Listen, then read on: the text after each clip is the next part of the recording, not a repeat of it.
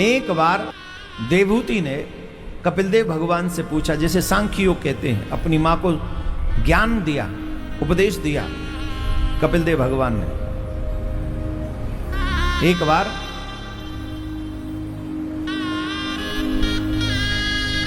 देवहूति ने पूछा, पुत्र मैंने सुना है तुम भगवान के अवतार हो, क्या मैं तुमसे कुछ पूछ सकती हूं? बोले हाँ अवश्य पूछो मां। देवहूति कहती है, पुत्र संसार में जितनी सौभाग्यवान मैं हूं शायद ही कोई स्त्री हो। कैसे? मेरा सौभाग्य देखो, इस पृथ्वी के प्रथम राजा की पुत्री मैं हूं, राजकुमारी हूं, और मुझे पति कैसा मिला? बोले परम योगी।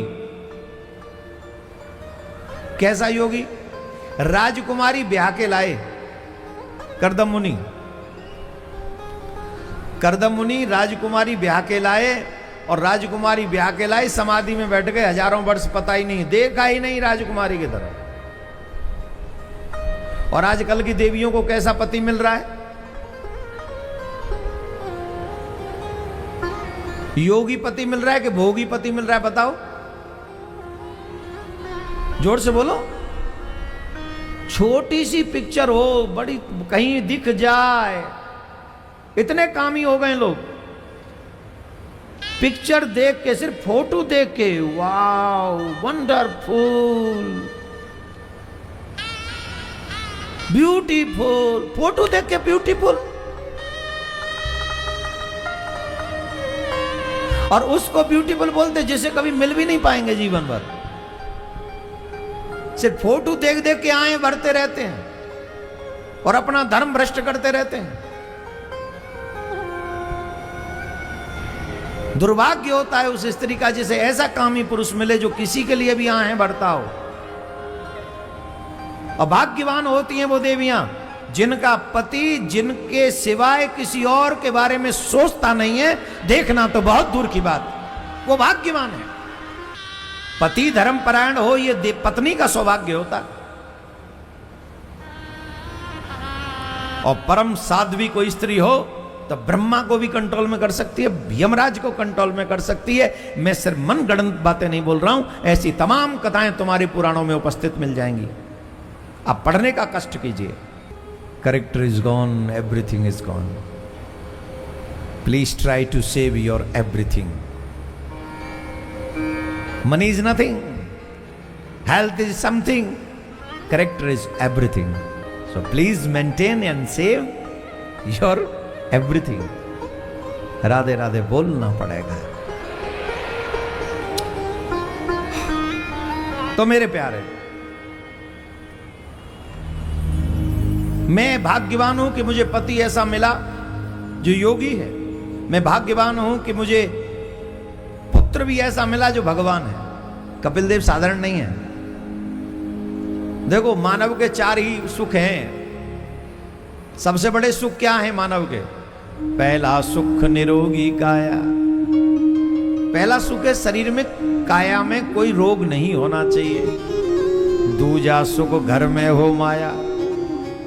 घर में इतना धन भी हो, लक्ष्मी भी हो, कि घर भी लेंटर पड़ा हुआ हो, गाड़ी थोड़ी सी वो कौन सी बोलते, वो कौन सी गाड़ी में आ रहे हैं हम आजकल, वो हो, हाथ में आईफोन हो, बच्चे अच्छे स्कूल में पढ़ रहे हो, बिजली का बिल टाइम पे भर जाए, कहीं बिजली कटे ना।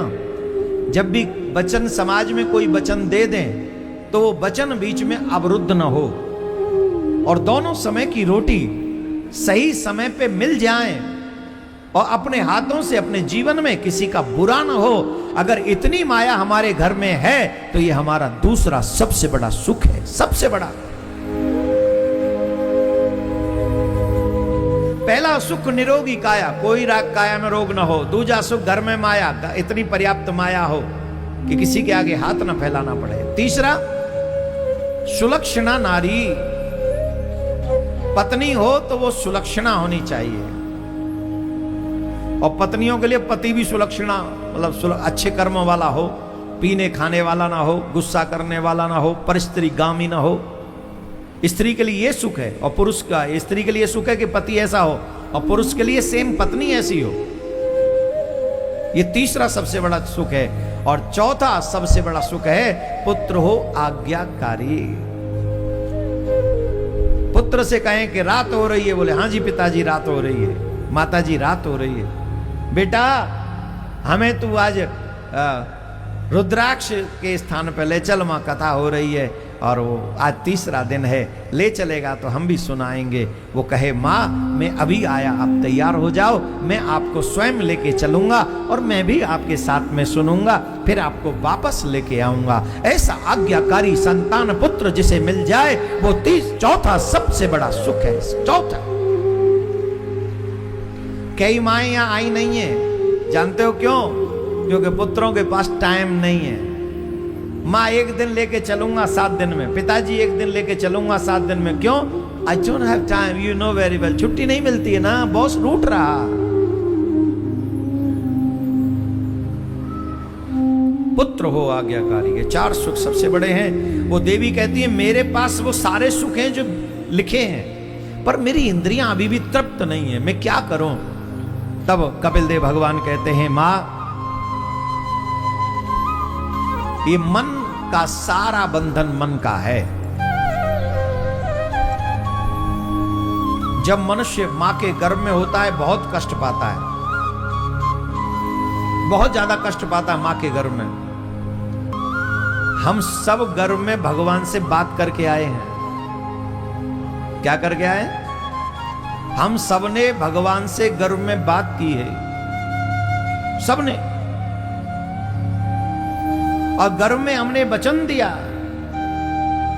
गर्भ में इतने कष्ट उठाए हैं, जहां हम लोग 9 महीने रहते हैं वहां घोर अंधेरा है, हाथ से हाथ नहीं दिखता। जब शुरुआती 2-3 महीना होता है शरीर के अंग बन जाते हैं, लेकिन ये ऊपर की त्वचा नहीं बन पाती है। और उस गर्भ में रहने वाले कीटाणु जब उसे धीरे धीरे नोचते हैं, वो तो चीखता है, वो चिल्लाता है मुझे बचाओ, लेकिन उसको बचाने वाला, उसकी आवाज कोई नहीं सुनता। रहने का स्थान कितना दूषित है, एक तरफ मल है एक तरफ मूत्र है, दोनों पोटलियों के बीच में वो अपना सर लटका के पड़ा हुआ। कितनी कठोर सजा है, सर नीचे पांव ऊपर। 1-2 घंटे नहीं, 9 महीने। तब उसकी आवाज कोई नहीं सुनता, तब रोता है प्रभु मेरी सुनो, मुझे इस नरक से निकालो। तब भगवान कहते हैं मेरा क्या लाभ जो मैं तुझे यहां से निकालूं, तेरे कर्म हैं जो तुझे यहां लेके आए हैं, तेरे ही तो कर्म है ऐसे। प्रभु मुझे इस नरक से निकालो, मुझे बड़ा दुख हो रहा है, मैं आपको कोई लाभ पहुंचाने वाला नहीं। भगवान बोले चल मुझे लाभ मत पहुंचा, पर अपने आप को तो लाभ पहुंचा ले कम से कम। मैं तुझे मानव बनाकर भेज रहा हूं, एक वचन दे कि जब मैं तुझे मानव बनाकर भेजूं तो ऐसा कर्म करके आएगा जिससे तेरा पुनर्जन्म ना हो। मानव ने कहा मैं प्रण करता हूं, मैं ऐसे कर्म करके आऊंगा जिसके कारण मेरा दोबारा जन्म ना हो। पर प्रभु एक प्रार्थना है आपसे। क्या? जब मैं पृथ्वी पे जाऊंगा माया की हवा लगेगी, मैं सब भूल जाऊंगा, तो कृपा करके आप मुझे याद दिला देना। भगवान ने कहा हम तुम्हें याद दिला देंगे, हमारा वचन है। और भगवान ने याद दिला दिया, सबको याद दिलाया। बावड़िया रुद्राक्ष चिंतन, जिस समय आपको किसी ने कहा कि वहां कथा हो रही है, आप डायरेक्ट ये समझ लीजिए कि वो भगवान ने ही अपना वचन निभाया, कि तुम्हें बता दिया कि तुम्हारे पास अवसर है अपने कल्याण का। अगर तुम चाहते हो तुम्हारा कल्याण हो जाए तो खड़े हो और चले जाओ कथा में। मां, संसार में सबसे बड़े 2 दुख हैं, उनसे बड़ा कोई दुख नहीं। ऐसे बैठो जरा, बताओ 2 दुख कौन से हैं जो सबसे बड़े? असहनीय दर्द होता है। असहनीय 2 दर्द हैं, एक जन्म के समय और एक मृत्यु के समय। और दोनों ही दर्द शेयर नहीं किए जा सकते। जन्म का दर्द तो भूल जाते हैं और मृत्यु का दर्द बताएं किसको। और दोनों ही दर्द असहनीय है। अगर इस दर्द को सहन करना है, समझना है थोड़ा बहुत, तो उस मां से समझ सकते हैं जिस मां ने किसी बच्चे को नॉर्मल डिलीवरी दी हो।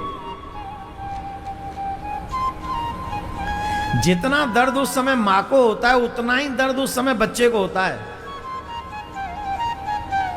अच्छा, मां तो फिर भी 18-19 साल 20 साल की है, वो बच्चा जिसका तो जन्म ही हो रहा है, उसका गला फंसा है मृत्यु के फंदे में, जो नाड़ है वो अटक जाए तो उसकी सांस रुक सकती है, चीखता है, चिल्लाता है, श्री कृष्ण गोविंद हरे मुरारे, हे नाथ नार, मुझे बचाओ मुझे बचाओ मुझे बचाओ की आवाज करता है। लेकिन उसकी आवाज सुनने वाला कोई नहीं होता। तब भगवान ही कृपा करके उसे जन्म देते हैं, कहते हैं अब जाओ, अब ऐसे काम करना जिससे तुम्हारा पुनर्जन्म ना हो, तुम्हें दोबारा इस गर्भ में ना आना पड़े। पुनरपि जन्मम पुनरपि मरणम पुनरपि जननी जठरे शयनम। इसी से मुक्त हो जाने के लिए मानव जीवन मिला है, और जो ये कर गया उसका जीवन सफल है, जो ये नहीं कर पाया उसका जीवन असफल हो जा रहा है। हे मां, मन को कंट्रोल में करके इस मन को संतों के चरणों में लगा दो, और संतों के द्वारा सुनी हुई भगवान की प्यारी प्यारी कथाएं इस मन को जब संतों के भगवान के चरणों में लगा देती हैं, तो बस ये मन भगवान के चरणों में जिस दिन लगता है,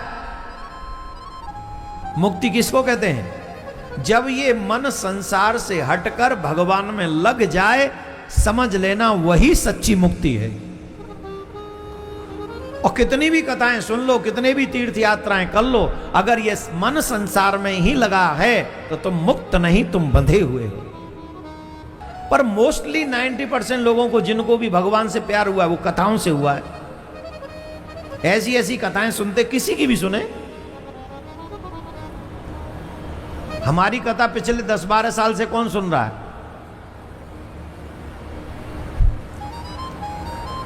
कै साल से सुन रहे हो? कई तो 15-20 साल से सुन रहे हैं। 2014 से, तो कितने साल हो गए? 14 साल हो गए। अच्छा, हाँ, नहीं, कईयों को 18-20 साल भी हो गए, कईयों को 15 साल हो गए, तब से सुन रहे हैं। तो इनको प्रेम कैसे हुआ? अब 14 साल में भी इनका पेट नहीं भरा, 15 साल में, 15 साल भी बैठे। हाँ, यही है प्यास कथा की। जो प्यास कथा की कभी नहीं भरती, वो पूरी नहीं होती, वो और बढ़ती चली जाती है। लेकिन कथा जब भगवान का दीवाना बना देती है, तब भगवान से प्यार हो जाता है, वही आपकी मुक्ति का कारण बन जाता है, वही मुक्त हुआ। तो अपने मन को संतों के चरणों में लगा दो, वो कथा के माध्यम से भगवान के चरणों में लगा देंगे। ये कह के कपिल देव भगवान गए।